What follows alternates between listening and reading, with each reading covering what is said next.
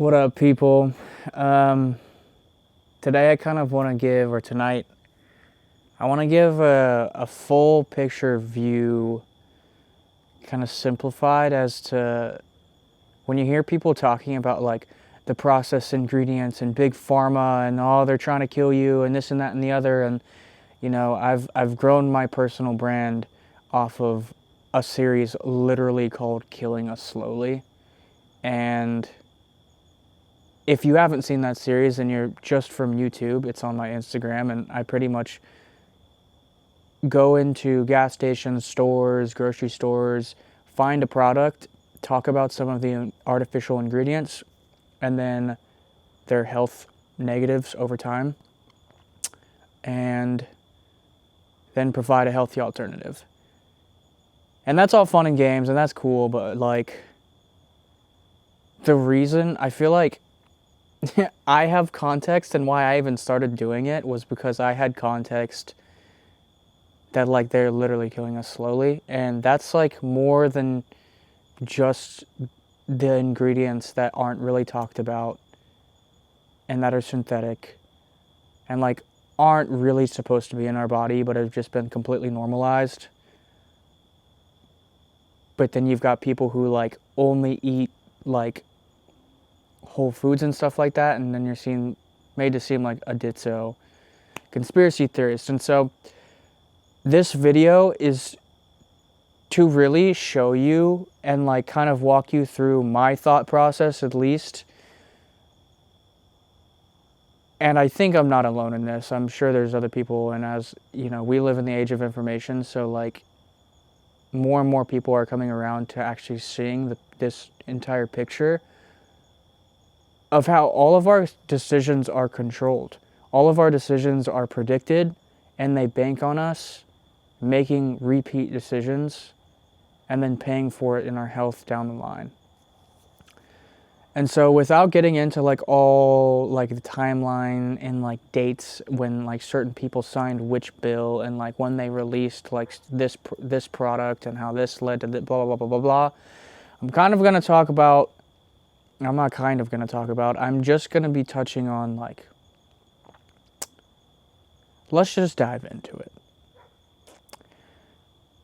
The general loop that they try and have been successful getting us, especially into America, in is one, for starters, they make product that tastes really good, that spikes dopamine hard as fuck, because they've paid teams tens, if not hundreds of millions of dollars when their companies are like at this scale, to food scientists to put together something that's going like the perfect flavor profile that's going to boost dopamine and trigger the biggest dopamine release possible within our brains and our bodies when we consume said thing. And so then when it not only tastes really fucking good, but then boosts your fucking dopamine, I'm gonna really try to not cuss. I've been trying to work on this. You justify coming back and getting it again. Then you justify coming back and getting it again and again and again. This is why when you hit the drive-thru on your way home from work because it's convenient, it's really easy to make it a habit. But then when you drive past it and you go home and you like cook dinner for yourself and you know it's better for yourself, like you cook some chicken or you cook some salmon or some ground beef or something like that. I'm gonna let my dog outside really quick and then cut back because there's some funky noise happening and I live on a scary property. This is Kevin. Do not knock shit over, bro. Sorry about that. The first step is to get you to create a product that tastes so good that it spikes your dopamine so much that you justify going back and getting it. Then when you don't have it and you drive past that drive-thru, you drive past the grocery store that has the product that you want, or that it's not necessarily the product that you want, it's that dopamine spike that you're not getting when you go and cook yourself chicken, when you go and cook yourself salmon, beef, steak. You're not getting that same dopamine spike, and so it's hard to justify doing that over and over and over again because it takes time to see the actual effects of the actual positive effects mentally and physically of eating clean or drinking clean, whatever, consuming a clean diet, consuming just clean in general. When you do this, when people do this on end every single day, I mean, this is why people are obese. My hot take on obesity, it's not that people are so addicted to this certain food, it's they're addicted to the dopamine spike that they get from those certain foods, and they can't stop doing it, and so they overconsume day after day after day, month after month after month, year after year, and then all of a sudden, you're fucking morbidly obese. Then down the line, you have to take trips to the hospital. You have to take trips to the pharmacy, and they give you a pill. This is how the loop repeats itself. And the part that gets kind of ditzo and that people think is just like a crazy conspiracy theory is that they know. That they know that they're doing this, and they know they're going to profit off it on both ends. They're going to profit first off of you buying the thing repeatedly, and they're also going to profit off of you every fucking month you have to refill your prescription for your pain point or your grievance because of your lack of ability to control your urges mentally. That's it. It's just controlling urges. And this is why, if you are someone who follows me on Instagram, why I'm really going so hard into the urges part of this and controlling your dopamine, because that is the root problem. And that is what I mean when I say, like, they can predict your every decision.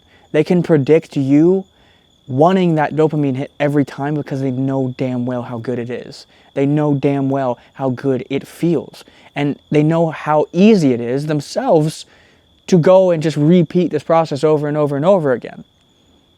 And they know how unsatisfying and shitty it feels in the first week, in the second week, in the third, and the fourth, and the fifth, and the sixth week when you're not getting that dopamine hit anymore, but you haven't quite adjusted to really like having control and seeing that the grass is greener on that side. That's why so few people do. But then at the same time, it's why like our generation who has access to this information, you're seeing this influx of people who are paying attention, because like someone like me, for example, like I drove past a Freddy's tonight, which is like a smack-ass burger place. But I'm not gonna go, and I was craving it really fucking hard. Like I still have the temptation. I just like have my own things in my own mind that I know if I don't do that, I'm gonna feel better at the end of the day. I'm gonna be more proud of myself when I have like that little like, I checked that box for myself that like I resisted. I controlled my urge as opposed to immediately just going and fulfilling that urge and fulfilling the dopamine loop. Instead of going to the gym, working out really fucking hard, and then coming home and having a boring meal like eggs that I had to make for myself. I had to fucking scrape the pan after and get the fucking eggs off that like dry, that like cooked onto the bottom of the pan. Like that is a lot less satisfying than just like ripping a fast food drive-through, getting a milkshake on top of it, or getting a fucking soda on top of it. That's so much more different. That part is so much easier, and that's what they bank on. That's why fast food is a multi-billion-dollar, if not a trillion-dollar industry worldwide, is because it's easy, it's convenient, you don't have to deal with all that stuff. But what you do have to deal with is the health, not only the mental health, but the physical health down the line. And the physical health is obvious. It's like if you overconsume, if you're consistently eating more calories than you're burning per day, you're gonna gain weight. And you do that every single fucking day, every month, every year. No wonder obesity is how it is in our country. And then you've got the whole mental health side of it, is like year after year, day after day, month after month, year after year, of you giving into your every urge and succumbing to your own urges, as opposed to actually recognizing that like I'm in control and I want to feel better and I'm gonna make the effort to feel better. Then you start feeling like shit mentally and emotionally because you aren't expressing your ability to like control yourself. And like this goes into the vaping, this goes into any addiction, this goes into the drinking, this goes into smoking weed. Like we live in the age of information, and so people are waking up to this, but I'm speaking to the people who like maybe are like, this is new information to you, and trying to speak it in my own way because, you know, someone can say this super scientifically and break it down and like all the science and of your neurons and chemicals and this and that, but like how I learned this shit was just like rinse and repeat and like what felt good to me mentally. Like I had some shit happen in my life and I was determined that like I'm gonna fucking turn myself into a machine, and then like I just wanted like me to look like different. But what I really got out of that, because I locked in every area of my life, including diet, including like my relationship with my own dopamine, and just like controlling my urges, quitting every vice I had. Like, bro, I was drinking, smoking, and vaping just like anyone and everyone out here. And arguably, like, when I really think about myself, like, I was on the worst end of it. Like, I really, like, didn't have control at all. And so I had no sense of control over I felt like I was directionless and had no control over my own life and like my trajectory, because I couldn't even fucking drive past the gas station. I couldn't even drive past the Whataburger or the McDonald's or the Taco Bell without immediately driving in and like not even thinking about maybe I shouldn't fulfill this loop right now. Maybe I will feel better without it. And this is the loop that these companies bank on being repeated day in and day out every single fucking time. And they said, and why it's repeated is it tastes better. It's more convenient. It's quicker. Less effort. You know, like you've got Xanax and you've got meditation. There's a reason why Xanax is a multi-trillion, like billion or $1 trillion industry, and meditation is like, I don't know, maybe in the hundreds of millions, maybe $1 billion industry. I don't know. But Xanax is like, you know, if you've ever watched Alex Hormozy, it's like the perceived, the dream outcome is like, I'm gonna chill out. You've got Xanax, which is like the perceived likelihood of like getting that outcome is 100%. Like I take this pill and I'm 100% gonna get it. The delay between when I take the thing and when I receive the outcome is like, I don't know, what, 15 minutes? I've never taken a Xanax before, but like quick. Like it's going to be consistently the same pretty much every single time until you work up a tolerance if you're someone who's like really a junkie and just like ripping Xans like that. But then you've got meditation on this other hand. And with the Xanax, it takes 0 time and 0 effort outside of actually driving to refill that prescription and actually take the pill with some water. Virtually no time, no effort. Meditation, on the other hand, is like same dream outcome, same outcome. Like you want to chill out, but it takes time, it takes effort. You're not 100% sure if it's going to work, and so people are going to go to that easy option every time. And this is the loop. This is the loop across every single industry, whether it's like the pharmaceutical, whether it's the food, like every single time. This is why these companies are billion-dollar companies, are trillion-dollar industries, because their whole model is banking on people not being able to just like recognize the loop that they're in and that they're being stuck in, or recognize that like it's not a good thing, like because it's so normalized. Because like no one thinks twice. Anyone who's just like day in and day out, like people nowadays, like, yeah, Taco Bell and McDonald's like aren't necessarily that bad. But people like justify like Chick-fil-A are like, oh yeah, that's a healthy option. And because they've positioned themselves that way. But why I get into the actual ingredients of stuff, and why I talk about the ingredients is like, next time you get a Chick-fil-A chicken sandwich, or just search up right now, Chick-fil-A chicken sandwich, to go Chick-fil-A chicken sandwich ingredient list. And click on images on Google and find one where someone literally takes a picture of the ingredient list of like the chicken sandwich in the to-go bag, like in its little to-go, like little fucking, you know what I'm saying? And look at the size of the ingredient list. Like you think it should just be like wheat bread and chicken and pickles, but it's an ungodly amount of ingredients. And it's like, why do you think that is? Do you think, for one, it's to increase shelf life so they don't have to like throw stuff out and lose profit. And 2, to spike your fucking dopamine so that you eat that thing and then you come back and you're like, you feel really good after it, and then you come back again and you get it again, you get it again, you get it again. Like it's profit and keeping you in that trap in your own mind. And why I'm talking about this is because, like, when you really see this big picture, it does break down to, like, you don't have to know every single little ingredient. You don't have to know what every single one means. You don't have to know what every single one is. You just have to recognize, like, the loop in your mind. You just have to, like, become aware of your own urges in the moment, and, like, recognizing that it's even an urge happening. Recognizing that's, like, giving yourself a break for a second. Just, like, break the loop for a week and just be like, I'm not eating fast food for a week. Or, like, you know, if you have something that you typically hit on your way home from work every night, don't hit it. Don't hit it. Just, like, sit with the sting. It's supposed to be boring. It's supposed to suck. It's supposed to, like, hurt. But, like, you know, this is where you pull back and it's like, what matters to you? Does, like, satisfying your every need right now and how you feel right now matter to you? Or does what truly in your soul, what matters to you is, like, fixing that feeling that you get when it's just you at the end of the night and you're just, like, really not exactly happy with how you look or how you feel or how you think, you know, like, and that's where I got to.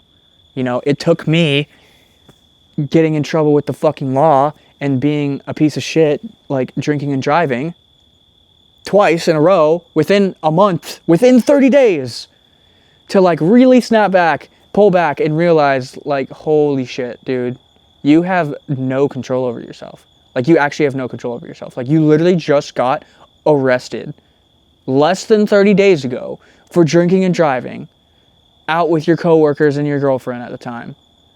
And literally, like, bro.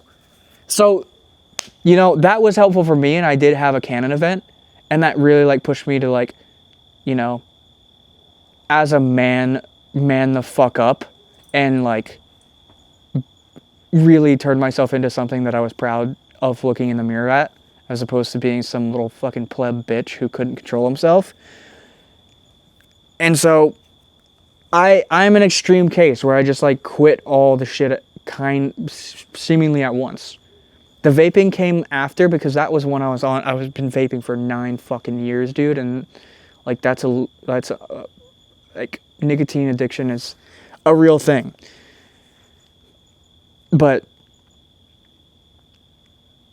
the thing is like, why I speak so much into the food and the ingredients is, like, it's been normalized so much that people don't recognize that as an addiction itself. People don't recognize that, like, the food is spiking your dopamine too. The ingredients are spiking your dopamine too, and that there's companies that know that they're doing this because they make more money off of, like, they make more money off the person who comes back and does it every day than the person who, like, every once in a while indulges. And then, like, little things, like normalizing it with, like, the kids, like, ooh, Gushers, like, ooh, so fucking good. And then it comes out that, like, yeah, all these food dyes are actually contributing to the ADHD that everyone feels now. Which, like, I'm not even going to get into the ADHD because I think that's, like, a load of shit. It's like, yeah, of course you don't want to focus on shit that you don't feel like focusing on. Yeah, I have trouble focusing too. You can probably see it in this conversation. Many people across my life have told me, like, ADHD tendencies, bro.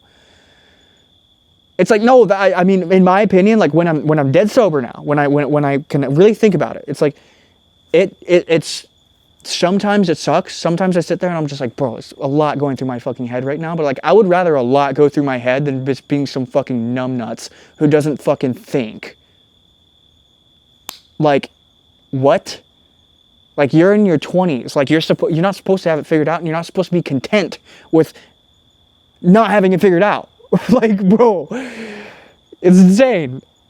But, like, they get us in this trap. They get you in this trap of, like, convenience, being comfortable, things tasting good, things spiking your dopamine, like, and then you repeat this for years and years and years and years. And the main thing I got out of quitting all this shit wasn't the physical benefit, because I quit all this shit and then I went ham. I started training for a marathon. I started doing jiu-jitsu, really tossed myself back into the gym. And what I got out of all of it was not the physical benefit. Like, I didn't have this insane, like, body transformation. My insane transformation was mentally. Like, I am fucking sharp now. I am, like, so determined on like the things I'm going to do in my life and like what I will achieve. I will fucking provide for my family. I will help my brother buy a car. I will fucking help my dad pay shit that he needs to pay. I will help my sister. I will help my friends. And like, as opposed to like not really knowing how and like being like, stressed about it and like anxious and like upset about like, I don't know, I just feel like blah, blah, blah, blah, blah, blah, blah. I'm not making progress and I'm just working at this service industry and I'm just a bartender and I'm just waiting tables. Just like that depressive bullshit fucking gay loop. I'm like, I may not know how it's going to work or what exactly it's going to look like, but I will fucking do this. It's just this sense of like clarity that you get of like, I can either live a life of always questioning why I feel like dog shit, or always questioning why my reality the way it is, or I can know that like when I eat like dog shit, look, yeah, that's why I'm bloated. That's why my face looks fat, but I'm skinny as fuck because I'm training for a marathon and I just ran 55 miles last week. But my face is still fat. I'm just like wondering, like, what the fuck? And it takes time. It's not like you're immediately going to get this download. But, dude, we live in the age of information. But if information if information was all anyone needed, everyone would be healthy. Everyone would feel great. Everyone would feel focused, calculated, ready to fucking go. But a lot of people don't know how to actually implement this into their fucking lives. And a lot of people don't have those canon events like I personally had, which worked to my benefit. Like, I use those things as fuel. The initial canon event that I had was my mom died when I was 15 in high school. And that kind of, because I was young, that kind of tossed me into the loop. Into that shitty loop. I just like put my head down and all I could think was like, the more time I give myself to think about this, the more it's going to wreck me. And so I was constantly doing sports. I was constantly like hanging out with friends. I was constantly making music and making beats because that's what I used to do. That's like my first passion. But I never gave myself like, I didn't recognize, like I was too young to recognize or understand that like what it was doing in the sense of like, I was really looking for comfort. I was really looking for some sense of like escape. And that's what it was, an escape from my reality. Like, yes, this is like the cliche thing that like all the parents say. It's like, oh, you're escaping, like you escape from, like you just want to escape, like, but in reality, like that's what it is. You go and work your fucking 9 to 5 that you're not necessarily like unhappy with, but you're not necessarily like want to be there forever. And it's just so. And then you do that Monday through Friday. And then you get home and maybe a couple days of the week you'll work out to make yourself feel a little bit better about yourself. Feel like you're keeping up like with your body.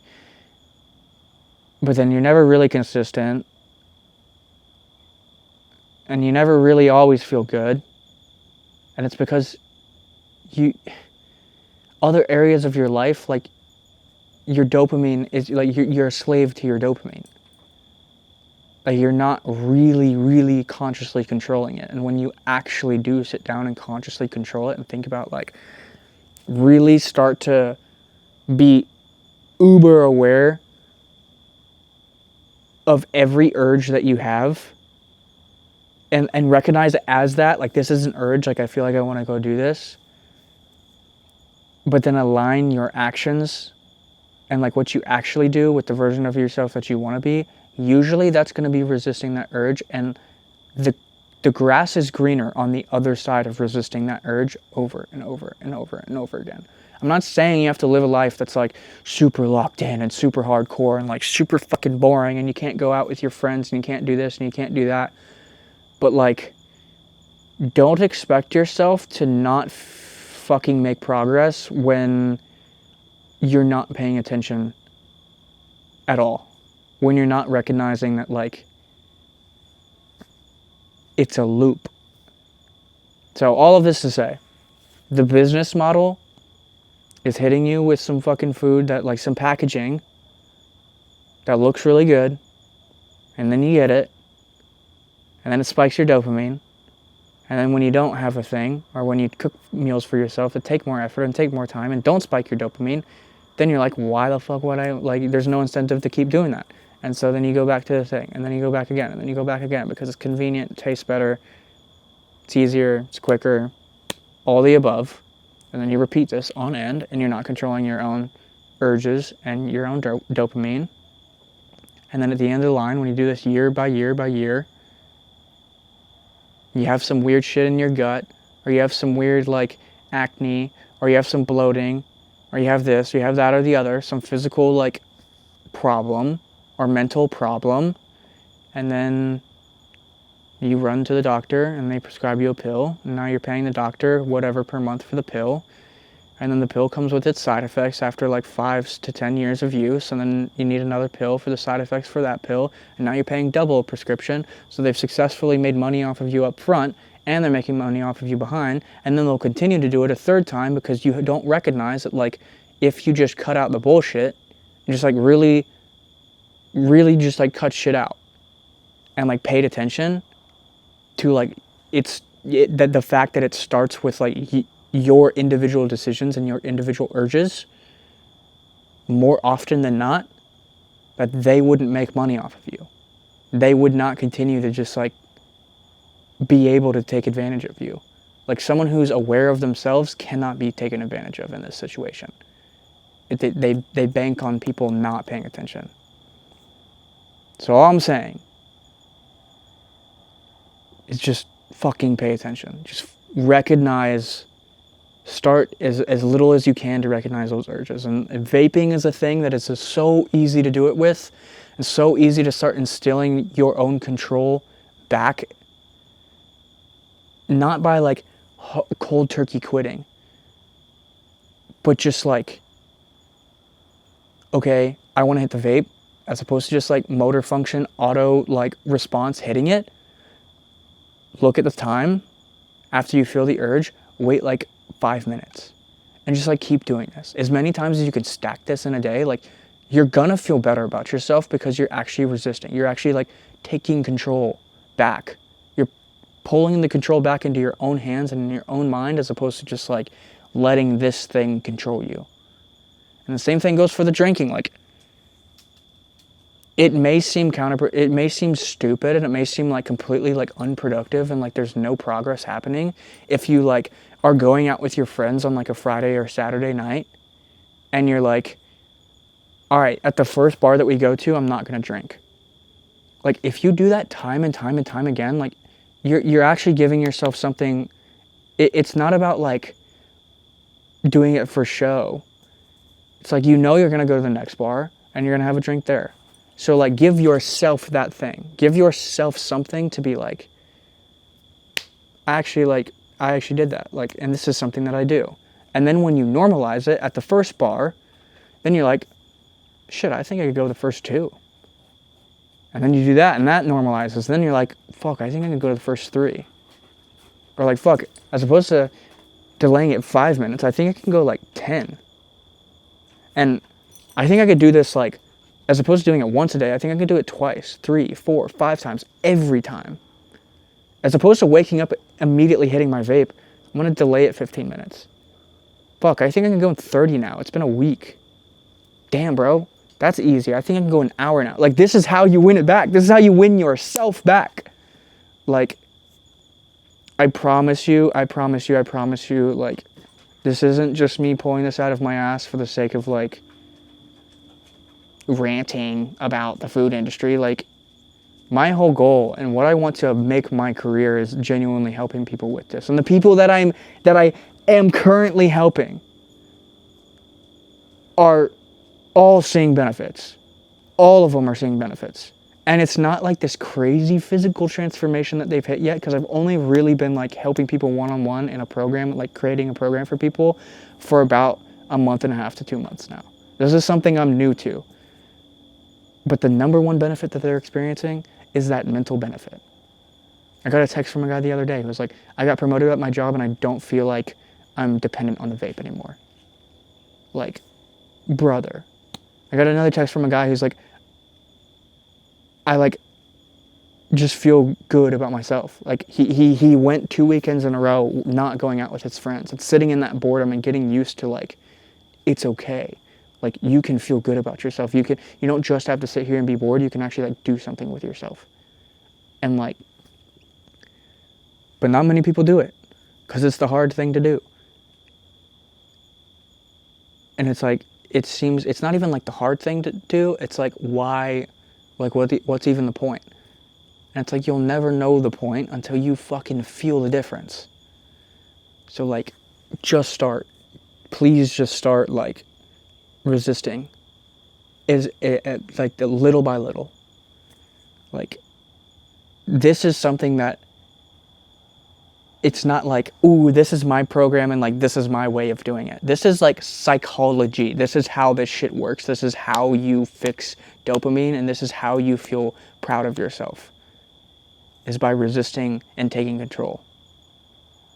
I didn't know any of this. I didn't know the psychology of this when I was like going through what I was going through, and like I decided I was gonna lock in and just like change my life. And I hate using that term, but like that's just like the only way I can really describe it. It's just like locking the fuck in on my own brain and my own thoughts and my own like actions according to like what I was thinking and like what was going through my head.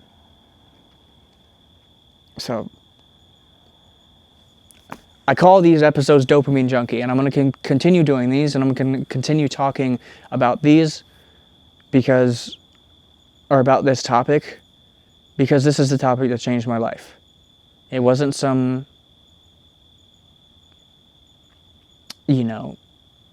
super guru, like, ooh, I'm going to sit here and meditate, or ooh, I'm just going to like hardcore, just like David Goggins lock in right now. It was like, I tried that and I was doing that. But then what I realized was like, the main battle that I was winning was like with myself and with my mind.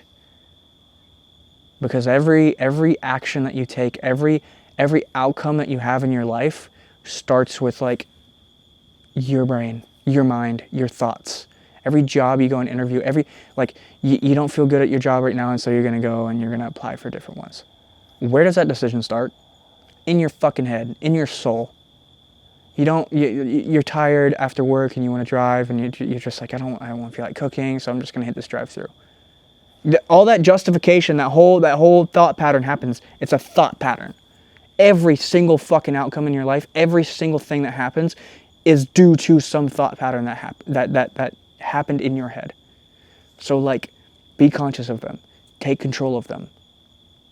Like, what I was saying is like, I didn't know that this was like how you do this when I was going through what I was going through. And then hindsight, looking back, reading about dopamine, reading psychology, reading all of this stuff, it's like, bro, like I unknowingly did like all the steps perfectly. And so lo and behold, it led to like this immense amount of clarity. It led to me actually quitting my vices. It led to me actually feeling good about myself. And it's all thinned down to just taking control, just getting back in the driver's seat as opposed to being in the passenger seat of your own thoughts and your own cravings. Period. End of sentence. End of story. Thank you for watching. If you've made it to this point, I really, really, really fucking urge you to, like, whatever your vice is, try and instill that sense of delay, like I was just saying, and just work up over time. It doesn't have to be cold turkey, because a lot of people, there are the people out here that can just like put it down cold turkey, but most people can't. And the reason being is because they're not expressing their control in other areas of their life. And so if you have something that you want to get better at, just start however you can expressing control and act in accordance to like the version of yourself that you want to see, like the version of yourself that no longer does this thing or that no longer indulges in whatever. Like, truly sit with, like, imagine that, like, a year from now or 6 months from now, like, that is you, and then, like, what would you do now? Like, what would that person do now to work towards that? Would he or she just, like, ignore it and just say, fuck it, and go get this fast food? Probably fucking not. Would he or she completely ignore it and just continue to rip the vape and, like, not even think about it? Probably not. So hopefully this clears up any sort of like, for even one of you, even two of you, like hopefully this clicks a little bit. And I know this is a little lengthy, but I don't really believe in like chopping things out, especially with these, because I'm using this channel as like, I'm just speaking my thoughts. So have a good one, and stop sacrificing your health and well-being for the sake of convenience and flavor.